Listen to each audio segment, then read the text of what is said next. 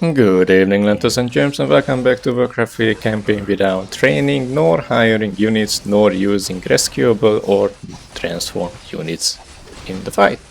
Now, I'm gonna skip the first two missions of the Orc campaign, not because there is no challenge, since it's a no-build mission, but because in the first two missions I didn't put the rules yet that I cannot use rescuable units, so I'm gonna put them as a bonus stage, a bonus episode I mean. So whenever I finish the campaign, I return to this level and finish it with no using rescuable unit. So we are starting off with the third, which is the first build mission for Orc campaign. Now we start with only 4 workers, which is a pretty bad number. But the worst part is our hero. Now, Thrall is a 4 still, which is actually a pretty decent hero. But the problem is, in human campaign and even in undead campaign, both of the heroes knew how to heal. Well, Thrall doesn't know how to heal, and orcs don't really have a good way to get health back, which means if one of my units actually became really injured, I pretty much need to wait like almost an hour for them to actually regenerate to full life. Which means using units is actually really bad. On the other hand, they have really bad towers too. So actually I have nothing good with the orcs. Yeah, they don't occupy that much space like the other towers, but they still do... Well, the damage is fine, but they just die really easily. So yeah, Orc campaign is gonna be one of the most problematic campaign so far.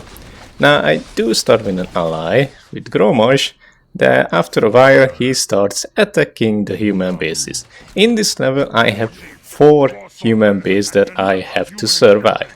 Now I don't have to defeat them, I only have to reach behind the place which the human base defend, but the 4 bases won't just stand there, they will actually attack me. Now, because I only have 4 workers, it's kinda hard to actually defend them, since if a unit pretty much goes to red health, I can just never use them pretty much, only to destroy buildings or stuff like that, because once again, I have no healing in the Orc campaign. Now, with the help of my allies, I managed to actually destroy one of the bases, the teal one. But even though I managed to defeat it, I just lost so much health on my units, and once again I don't really have a good amount of defenses thanks to the 4 workers that I started with. Even if I managed to defeat Teal, the other 3 bases just became so much stronger as an attack wave that they just stoned me to death. Now the next day I returned, I got a new idea. I realized that whenever Gromaj attacked the human, that human became kinda hostile and started attacking me. So what if that's what triggers the attack wave? So I tried to block off Gromaj to ever attacking inside his own base, but it's not that easy. I don't really have time to do so, no resources to do it, so building it up was pretty difficult to actually get him stuck, because yeah, I just didn't have enough resources to build enough building for that. Also, the AI didn't like my idea too much, because for some reason that 1-2 raider just sometimes attack my own building. Like, what? Bro. Like, bro. Bro, we are a team, what are you doing, bro? I don't understand why the AI attacked me still, because this is a completely new save. I didn't even touch him yet. I just built a building there and yeah. But after a while, we finally managed to get him stuck. Not gonna lie, it took a lot of retries to actually optimize my building speed and everything, and letting Gromaj work on destroying my own base there, since I didn't want to help him. I wanted him to do as slow as possible. In the end, he is finally stuck and he is unable to attack. And surprisingly, I was actually correct. If Gromaj doesn't attack the human bases, the humans aren't attacking me neither, so I guess I have all the time now that I want to defeat this mission. But the mission wasn't over, because Dark Blue is actually pretty strong to defeat, so I did something that every reasonable person would try to do. skip the fight.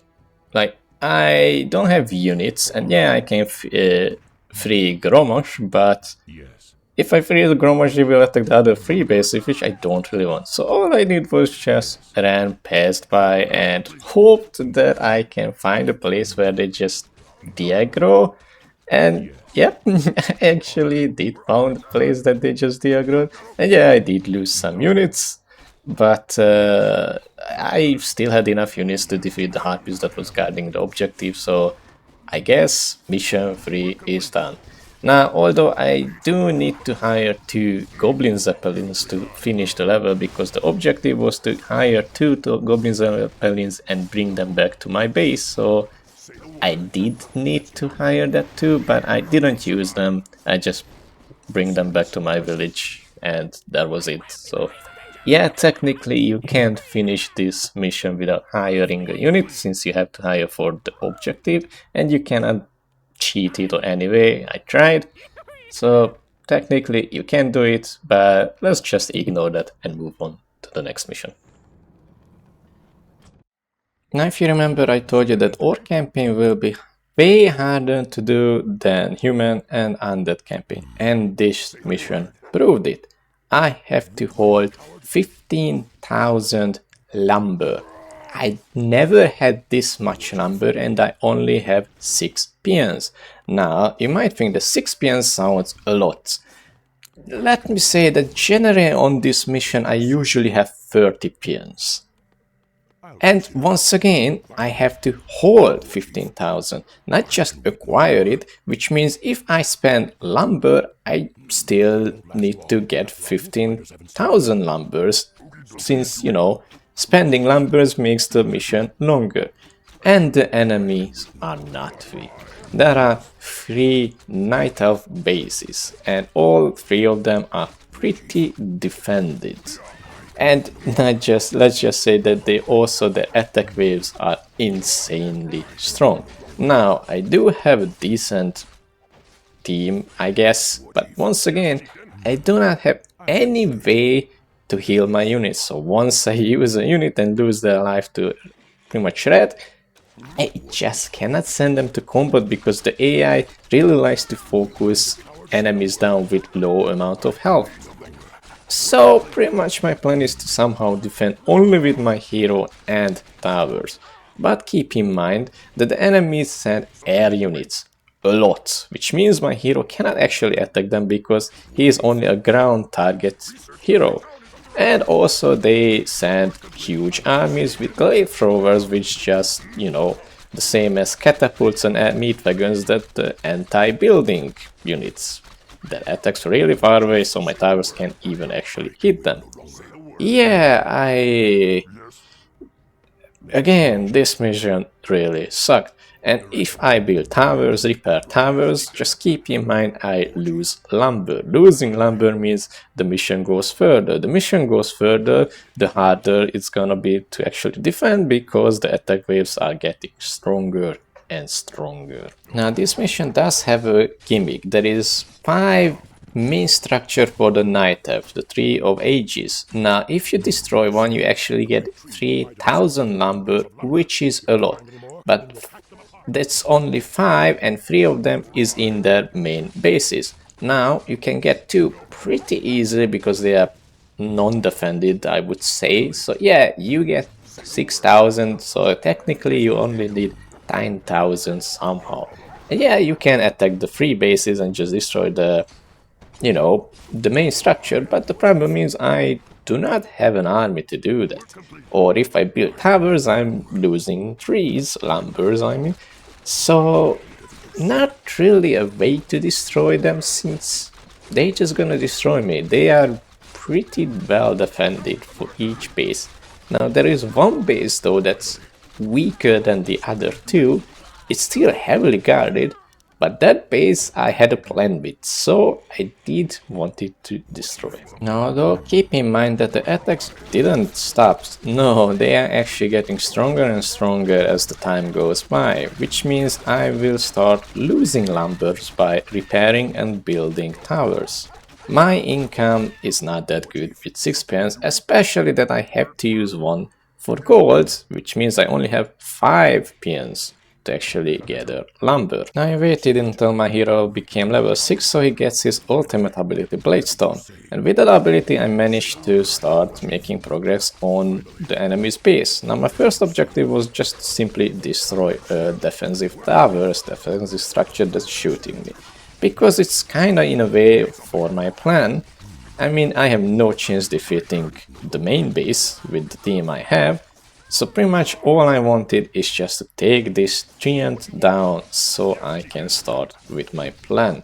But once we finally manage, although I pretty much lost all my units as a capable unit since they are on a red term of health, it was time to start the plan of attacking the real base. Now it wasn't as simple because the attack forces were still really strong and my hero was actually essential for defending the ground one, since with the new skill it was pretty easy to get the glaive throwers and I really needed to destroy the glaive throwers before they actually managed to reach my base.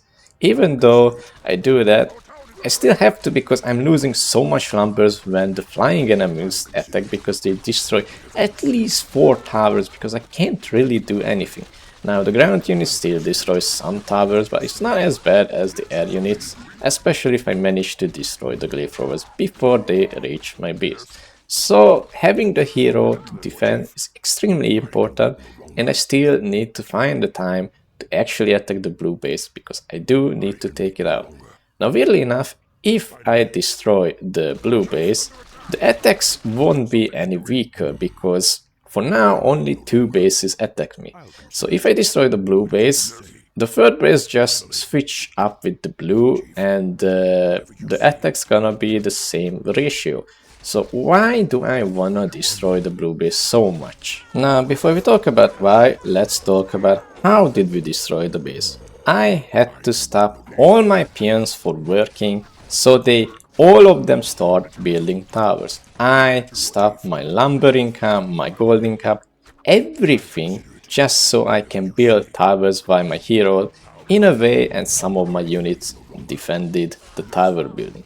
Since the enemy really likes to focus down structures, to be honest, towers that are being built because they are taking way too much damage before they are built, like I think like 100% more damage, they were really targeting, and that's the reason I sent all my peons to work so some of the towers can actually be built. But you can see that I pretty much lost all my gold and tons of lumber.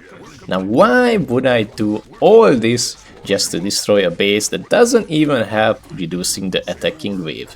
Just for 3000 lumber from the 3H, which is pretty much not worth because I probably lost like 2000 lumbers just to destroy this base. But once the tower were built, I slowly pushed towards the base. Now victory wasn't still mine because my hero did need to defend a lot of times just so my base can survive against glaive throwers. As I said, since dark blue doesn't attack anymore, now it's changed to, well, light blue or another type of teal color, I guess. And they actually sent stronger attack wave, which is kind of funny that I actually want to destroy now the dark blue. So my hero still needed to defend, which means dark blue had time to rebuild units, rebuild everything they wanted. So I did need to actually build towers inside their base, so they do not have that luxury just to rebuild, since my towers will kill the units one by one as they, spawn. As time goes short, their attack waves becoming insane, especially the air ones, like they destroy half of my defense tower just with one attack wave. Now I did get 3000 lumbers by destroying dark blue main structure, but I'm actually losing 3 by building new towers and repairing them. I have only 5 peons to cut lumbers, and it's obviously not enough from now on to actually gain lumbers because to defend the attack wave, especially the airborne ones, since my hero can't do anything against them. Now it's time for the plan I wanted to do. Now orcs have a special upgrades to melee units called pillage.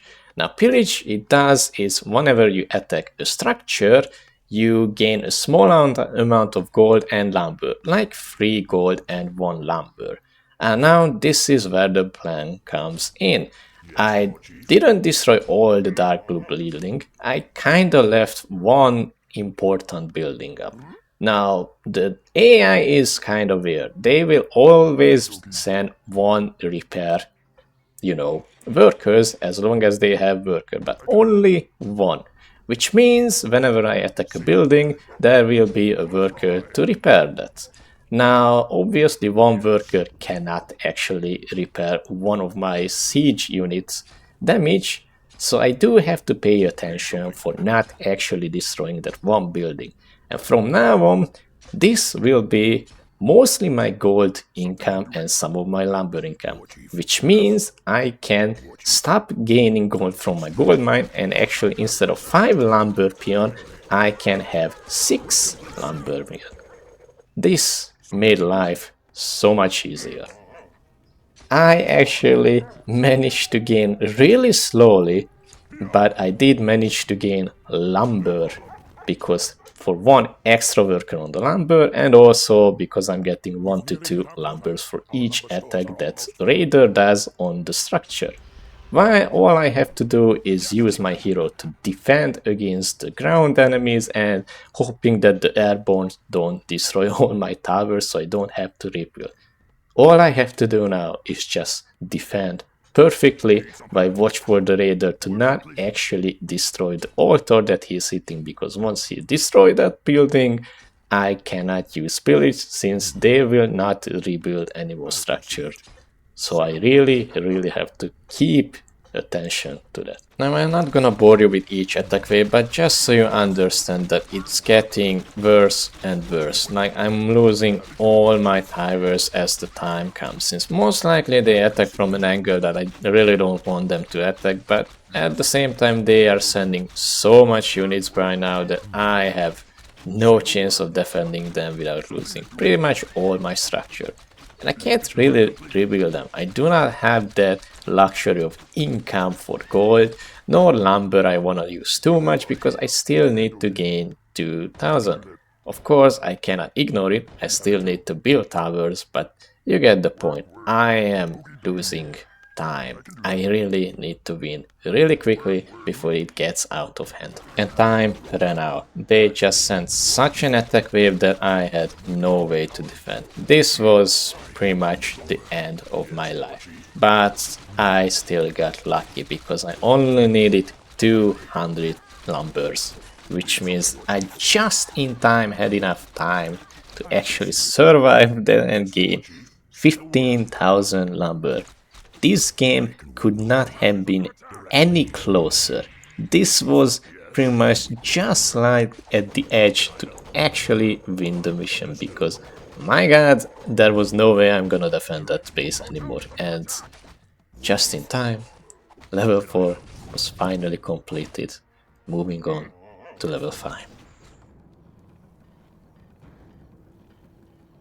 Now the next mission isn't actually easier. Now I do start with 15,000 lumber from the previous level and also with 4 bases, but out of the 4 bases, 3 just being destroyed almost immediately. Now I do manage to save a couple of peons, so I will have 8 peons in this mission, which is a pretty good amount of lumber, especially that lumber isn't an issue on this level. Now the problem. The gimmick of this mission is that I need to drink blood demon so my units gain chaos damage.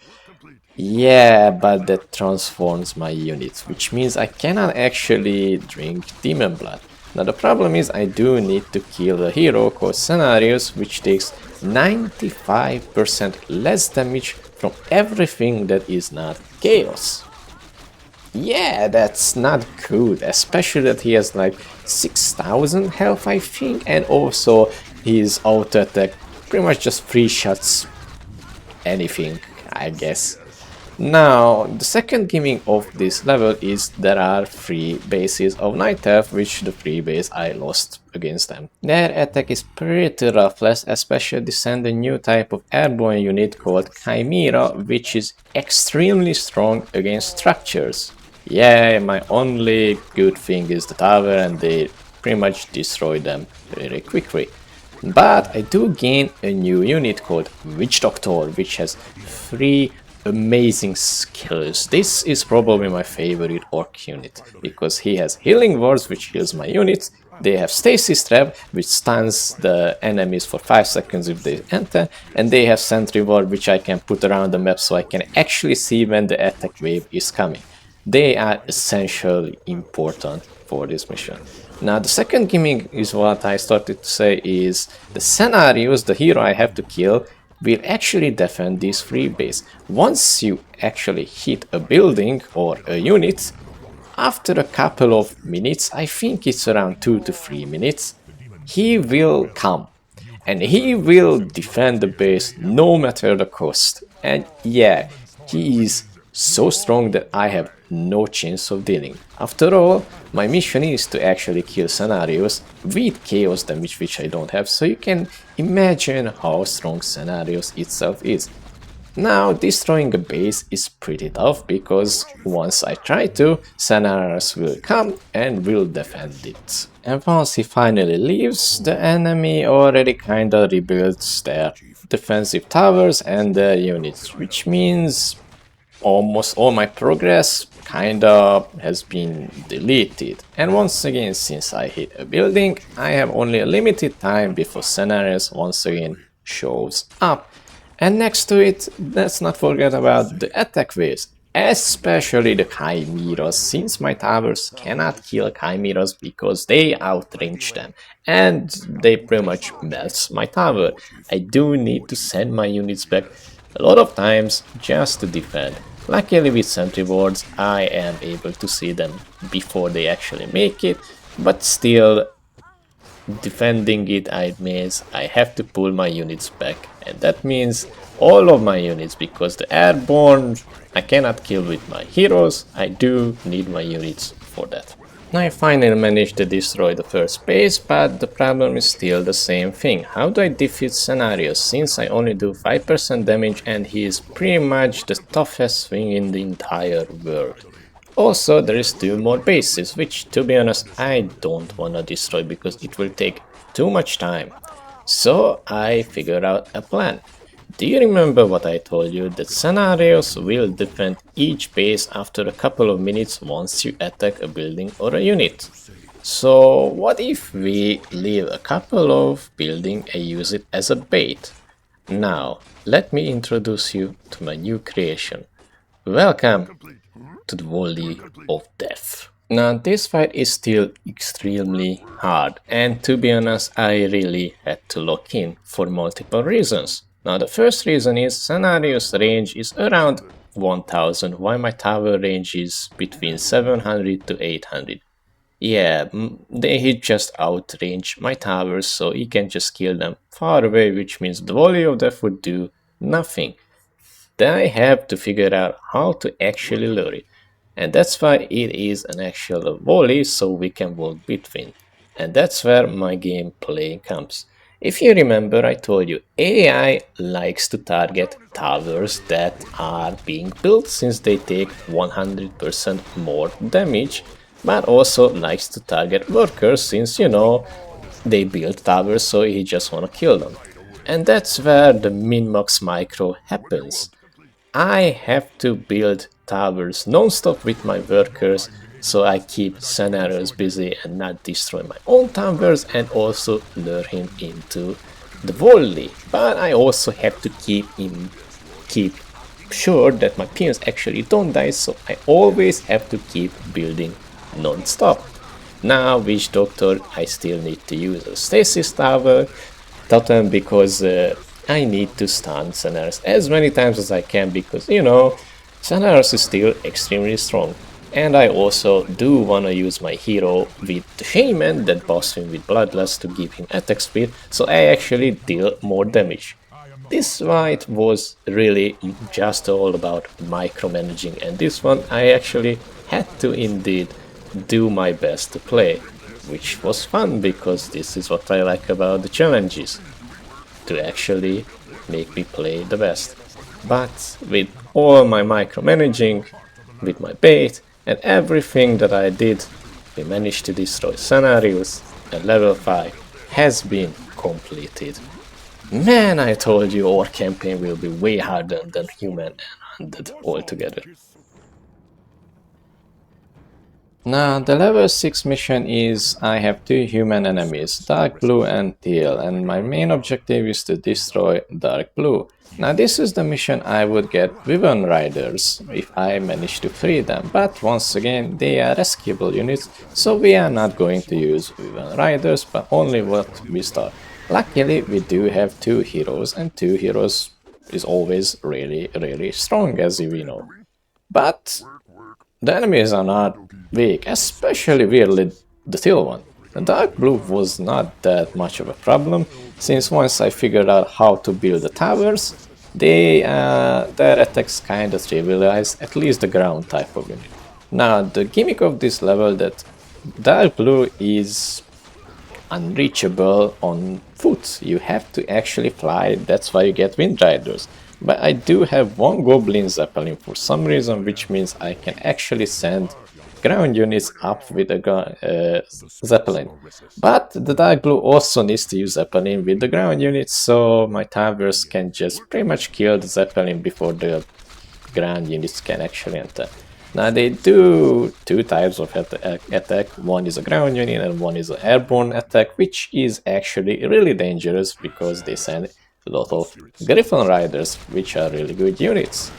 Now on to Teal. Teal attack wave is not the greatest, but actually destroying Teal was really challenging. And that's pretty much the whole level. Once I managed to destroy Teal, Dark Blue wasn't really a problem. I just went up, built some tower and attacked, and yeah, that's it. Now, this mission still took a lot of time and retries, especially I had to figure out how to build the towers so the Dark Blue ground unit doesn't actually land, because if the Zeppelin actually managed to die where there is a ground, they will drop all their units, which means they will actually attack me. That was mostly the hardest part, and also just defeating Teal, because really weirdly enough, it was really heavily defended. Like, compared to Dark Blue, he was the actual challenge, right? Dark Blue was just there. And for some reason, whenever I wanted to build towers close by, they immediately attacked, even though they weren't even in vision range, so it was kinda hard to build towers. Also, Teal had a level 8 Archmage hero. I mean, Dark Blue did have one hero too, but for Archmage was way worse. I don't know what to say, it really is. The Teal used Sorceress, which always slowed my units. Dark Blue just had heavy hitting units like Griffin Riders, but once they died, that was it.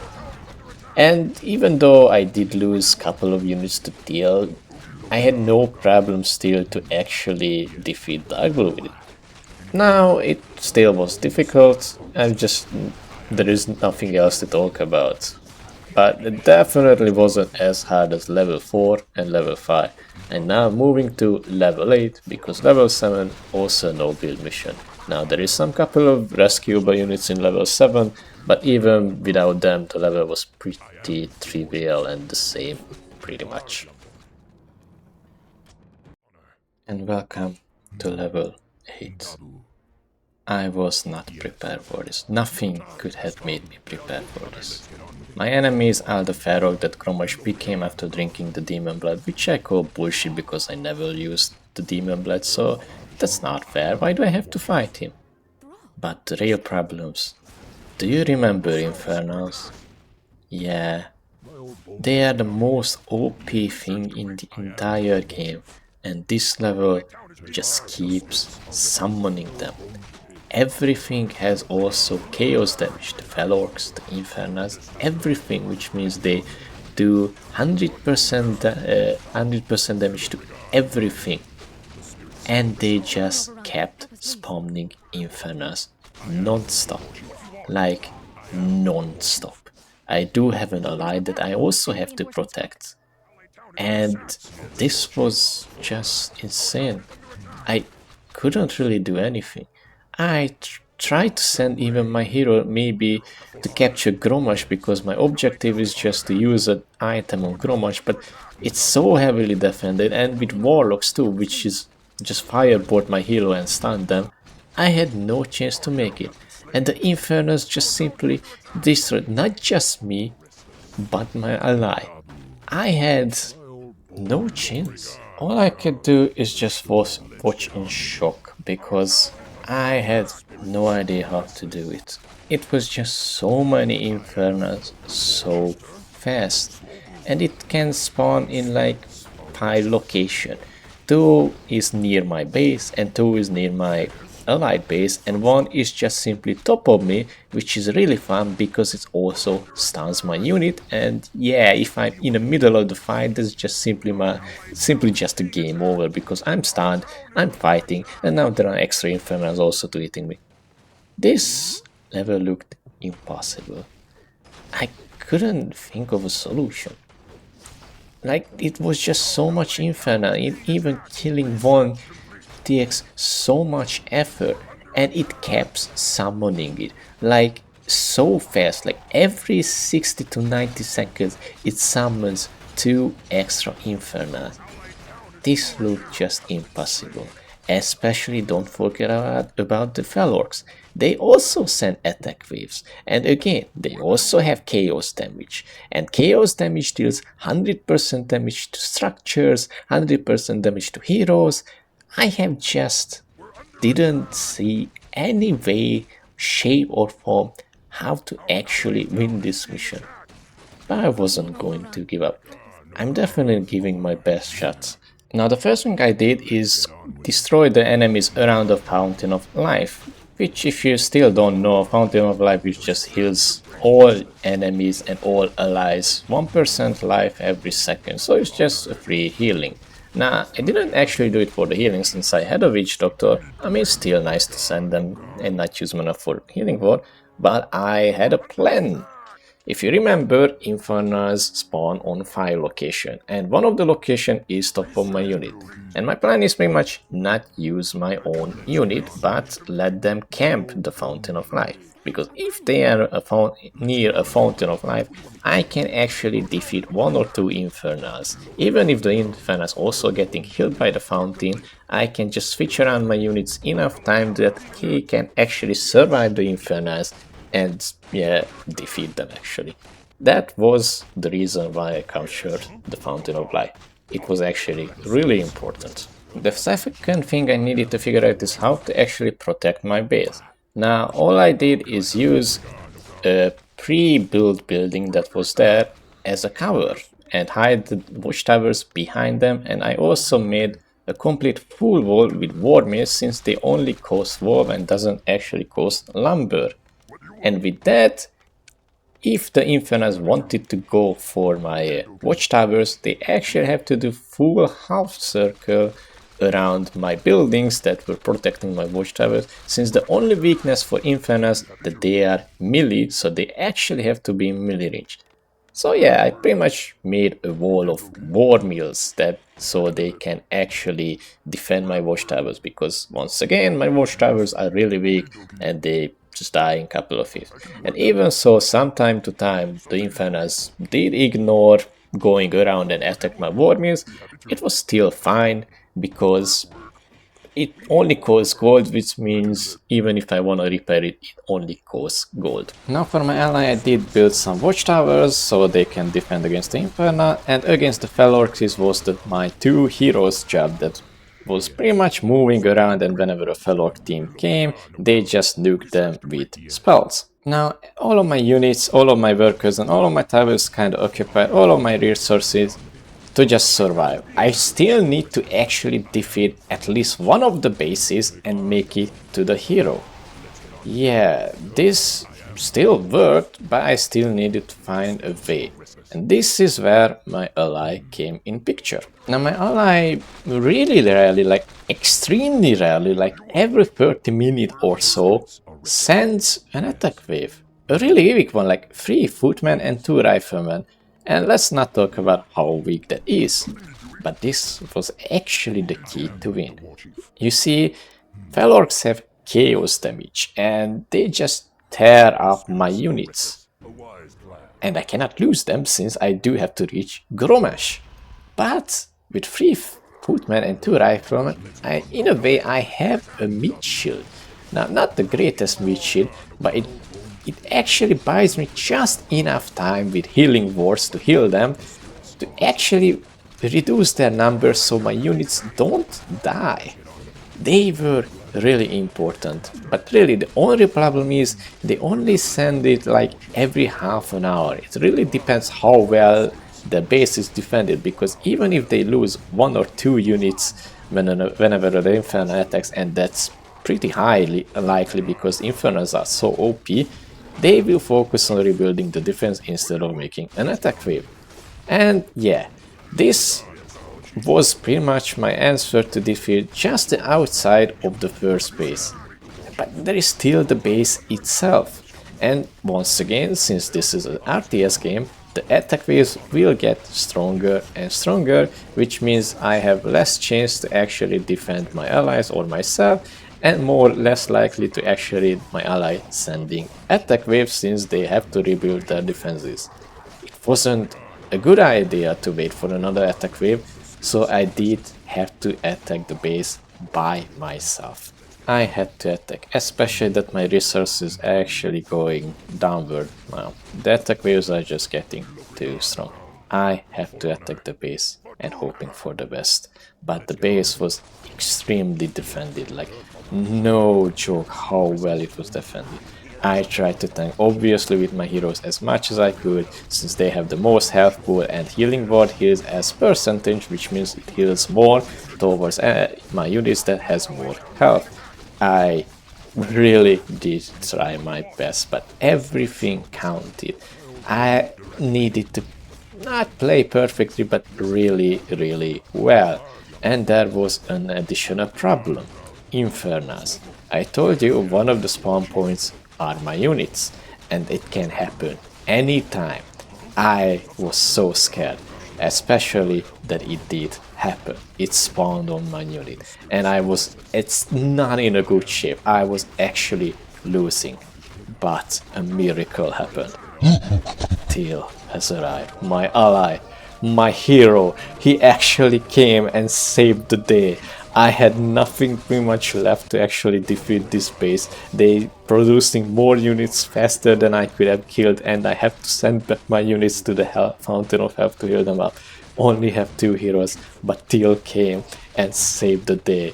I managed to actually destroy their base thanks to them. I was so happy. I could not have done without my ally here. This was pretty much the key. This was the reason I won, just because Teal sent a couple of units to tank for me and deal some damage. I managed to destroy all of their production, and once the Fountain of Health healed up my units, it was time to finish the job. I know I say this at every episode, but this was definitely the hardest mission so far I did. And I even know that the next episode will also have an episode which is the hardest mission that I ever did. Because it's gonna be Night Elf, which is probably the worst one. Because if you don't know Night Elf, oh, there is a surprise for you. Because for now I really relied on towers, but with Night Elves I cannot do that anymore. But for now, we finished the Orc campaign. Once we defeated the couple of Guardians that was defending Gromosh, all I had to do just left click Gromosh and go back to Jaina. Although I did almost lose the mission at the end, because as I was running back with Thrall, there was an actual attack wave that attacked my Thrall, and it was alone because he's way faster than all of my units. I almost lost this, since if Thrall dies I cannot revive him with the quest item, so that was a close one, but still it was near my base, so I managed to survive. Phew. And with that, the Orc campaign has been completed, and I shall see you in the Night of One, which I can already tell you is gonna be the hardest one.